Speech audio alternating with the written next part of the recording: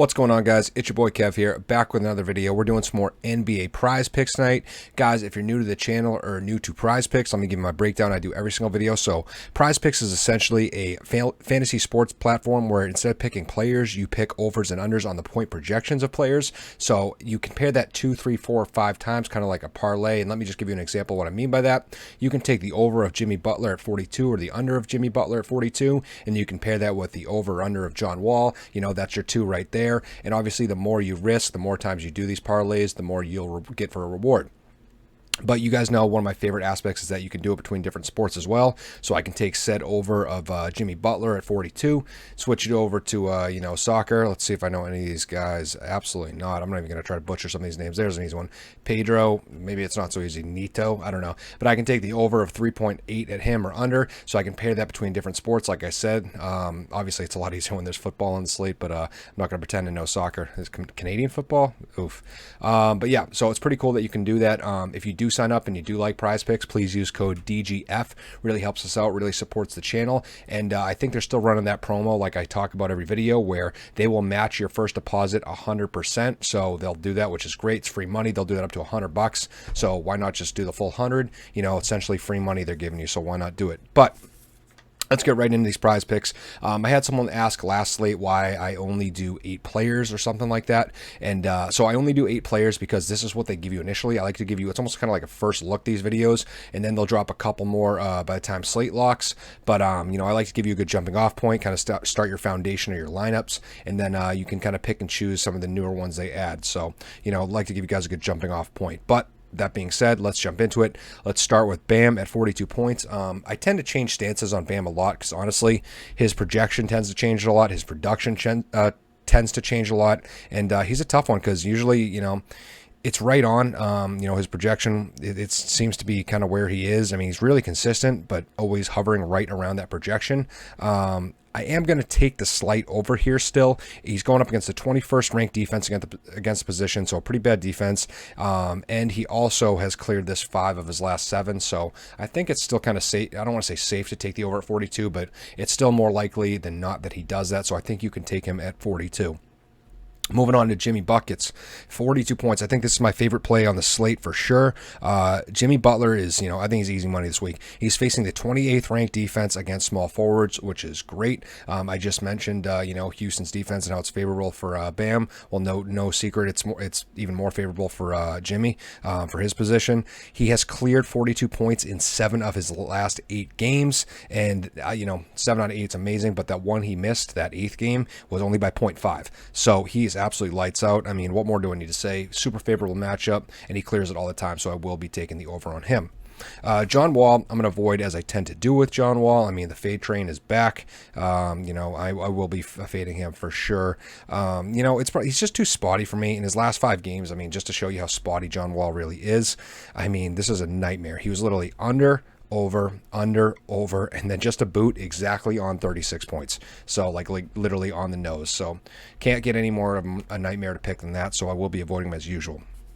Moving on, got one of my Boston boys, my hometown guys, and Jason Tatum, 44-point projection. It's a little steep for him, but I think I'm just going to avoid him either way. I mean, prize picks nailed this one. I mean, it's just, there's not too much to debate here. I mean, I like dead on. I can't even make a stance. Gun to my head, just looking at his numbers, I really don't think I can make a hard stance like which one I would rather go over or under. I mean, it's just they nailed it with 44, so I will be avoiding him for sure.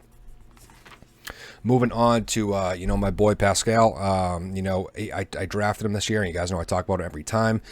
He's been absolutely crushing it for me. He's heating up, and at 39 points, I think we can take the over again. We took it last time. He got us paid, so let's ride that hot hand, take him again, and, I think he's going to hit over 39 again against Boston. He has actually cleared 39 points in 6 of his last 7 now, so like I said, he's really starting to heat up, so I definitely think you can take him safely, and you want to smash the over there against Boston. Moving on to another Boston boy of mine, Jaylen Brown. I will take a stance on Jaylen because he is, Jalen rather, because he is a little more consistent than Tatum in terms of what we see from him. That doesn't mean necessarily consistently good. It just means consistent in scoring. So we can take a stance, whether it was we're taking an over stance or an under stance. I will actually be taking the under stance. He has been under 40 points in 5 of his last 6 games. It is a favorable matchup that does scare me a little bit, so I will be taking a slight stab at an under here. I'm not all over it, but that being said, I mean 5 out of 6 is still pretty good, so it's consistently under, so I think you can take the under on Jaylen Brown for the most part.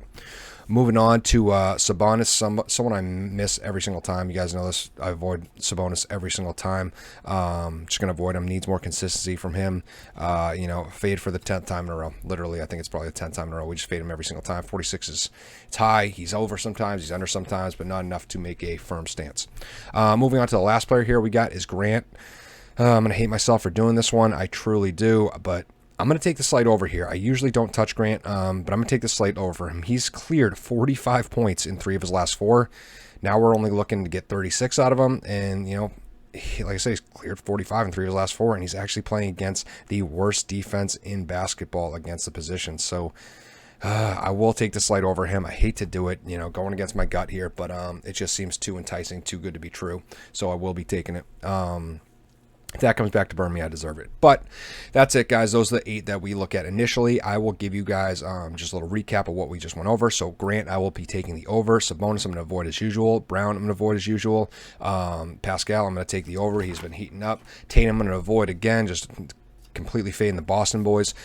John Wall, I will be avoiding for consistency issues. Jimmy, Buckets, and Bam, I will take the over of both of them. But if I had to pick one, I would definitely say Jimmy. He's been way more consistent and clears over, usually by a pretty good margin. They actually are worse against shooting guards than they are centers. So, that's definitely a more favorable situation there.